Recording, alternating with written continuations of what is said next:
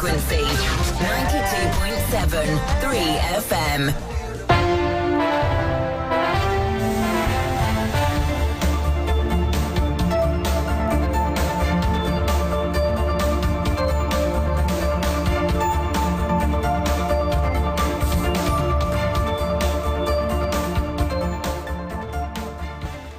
Good morning. This is 3FM Morning News on 92.7. We are coming to you live from our studios at Adesawe, Kanda. We are also streaming live on Kesmi 107.1 in Tamale and on WFM 93.5 in Wa. We are streaming live on 3news.com. I am Safwa Boyne. Now coming up this morning. President John Mahama to submit last fall list of deputy ministers as he justifies appointment of 30 political appointees at the presidency. Also, Electoral Commission to conduct in Kranza North and South Districts level elections and by-elections in May 13, 2025. Plus, Minister for Energy and Green Transition John Jenapo insists there is no load shedding in any part of the country that requires a timetable. Details of these and many more coming up shortly. Please stay with us.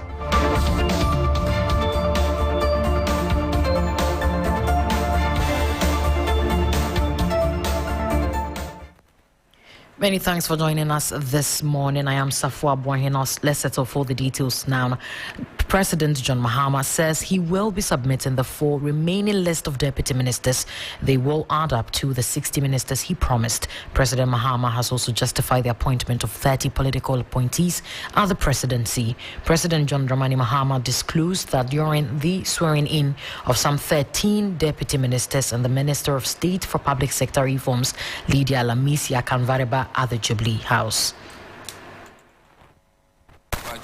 Of 13 deputy ministers and 1 minister of state brings us closer to achieving the full complement of ministers. This week I'll submit a final list of 4 deputy ministers to achieve the full complement of 60 ministers that we promised. The same commitment to composing a lead government has found expression in the appointments made at the presidency so far. So far I've appointed 27 presidential staffers to various roles and 3 persons as directors of important governmental initiatives, bringing the total number of political appointees so far to 30. This list of 30 is pending approval from the Council of State. At the last count, there were 336 political appointees at the presidency under the previous government.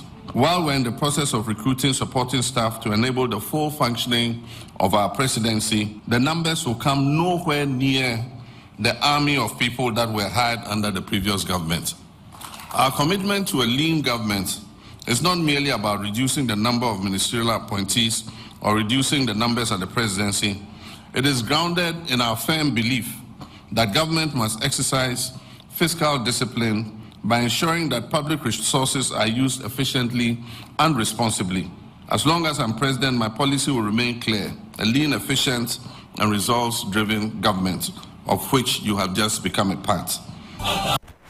You just heard the voice of the President of the Republic of Ghana, His Excellency John Dramani Mahama. Now let's move to the EC, where Electoral Commission to conduct in Kranza North and South District level elections and by-elections for electoral areas in May 13, 2025. The Commission, in a statement, noted that the Electoral Commission says it will conduct the Kranza North and South District level elections and by-elections for electoral areas in May 2025. The Commission, in a statement, said in accordance with the district level Elections Regulations 2015 CI 89, the Electoral Commission will conduct the Nkranza North and South District level elections on Tuesday, 13th May 2025. This follows the expiration of the term of the Assembly and Unit Committee members. The Commission will also conduct by-elections for vacant electoral areas arising as a result of the death or resignation of a number of Assembly members on the same day. Now, away from that, the Minister for Energy and Green Transition, John Jenapo, has insisted there is no doomsaw or load shedding in any part of the country that requires a timetable. He says the power fluctuation being experienced in some areas is due to obsolete ECG equipment and sometimes overloaded transformers. John Jenapo was answering questions on the floor of Parliament. The Energy and Green Transition Minister was in Parliament to answer a number of questions from MPs. MP for Swame John Dakon wanted to know what the ministry is doing concerning power fluctuations in the Ashanti region, but the minister insisted there is currently no load shedding. Let's take a listen. In December 2024, a major fault occurred on some underground cables that supplied power from Gridco to ECG at the Rich Bulk Supply Point substation in Kumasi. Unfortunately, there were no alternative routes to facilitate power evacuation and supply. From December through to January, there were several major challenges and outages in respect of supplying reliable power within that enclave. On assumption of office, this administration took urgent steps to replace approximately 3 kilometers of faulty lines on that section in order to ameliorate the challenge. Since those repairs were completed, power supply to that area has improved tremendously and significantly. I want to find out from the minister if he has a program to change the transformers that have been overloaded. Our program is to change all obsolete and outdated transformers. But we inherited a situation. When we took over, I visited the Tema Harbor. Mr. Speaker, we have about 3,000 containers stuck at the Tema Harbor, most of which contains transformers. Today, as we speak, Mr. Speaker, ECG has a total liability of 13 billion from supplies. Demurrage alone, 1.5 billion. And so we've set up a committee to investigate these procurement anomalies and breaches.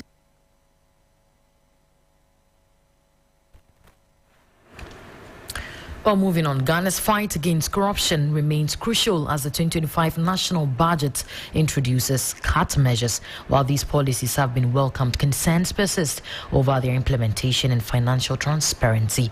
At the launch of the Ghana Integrity Initiative (GII) report on beneficial ownership transparency, stakeholders highlighted enforcement gaps that enable illicit financial activities. Mary Ada is Executive Director of Ghana Integrity Initiative. We need a lot more advocacy because the subject matter is not a very common one. People do not know much about it. And so we have a lot of activities planned that would ensure that we do public sensitization and education on the need to understand what beneficial ownership, transparency, beneficial ownership disclosure are. I believe that listening to, if I look at the details, then we'll be able to make a better determination. But from the highlights, I think this budget looks more practical and workable. And we hope that it will not just end there, but we would have it implemented. As for the budget, it's a budget. It's an estimate. But ensuring that the allocations are made, as the President promised and as the Finance Minister also promised, is what we would want to see a lot more of. Now, moving away from that, the Greater Accra Regional Coordinating Council, together with key stakeholders, has begun a large-scale demolition exercise to reclaim encroached Ramsar sites. The operation, which is part of a broader effort to protect Ghana's wetlands, has seen resistance from property owners who have built on these reserves. The exercise, conducted in partnership with the Tema Development Corporation, the Police, Forestry Commission, National Security Task Force, and Wetlands Department, targeted multiple sites, including Temasa, Kumono, Klagon, and parts of Ashaman. Despite prior warnings and public notices, many property owners have refused to vacate. Officials say the demolitions aim to prevent future flooding, citing recent incidents due to unchecked developments in these areas. Linda Oklu is the Greater Accra Regional Minister. We are trying to prevent future occurrences. We don't want any national disaster. And if you could take notice, for the first time when it rained, China Mall, the place got flooded. Why? It's because of this encroachment on the Ramsar site. So basically we are here to prevent. Those that has been encroached, fine, but we have to protect the inner core of those left. So that is why we are here, my dear. I mean, we are doing this because of ahead of the rainy season. Oh, definitely. That's what I'm saying. If you want to meet me, I mean, I'm going to form a team that you have to meet. We are not going to, compromise. That is the way. We are not going to be, because we've noticed that a lot of people compromise, and that is why we've gotten where we are. So, I mean, we are not going to look at any human face. We have to do the job and protect the country. That's all. Oh yes, they are here. I mean, they can speak to the fact that they've been here. I mean, when you see on the walls, it has been written "Stop Where." They've been here to caution the people severally. But yes, I mean, if they were to take their advice, I wouldn't think that we'll be here to demolish any fresh fence wall. Oh yes, we'll be moving further to Sakumono, Klagon, all those Ramsar sites that has been approached.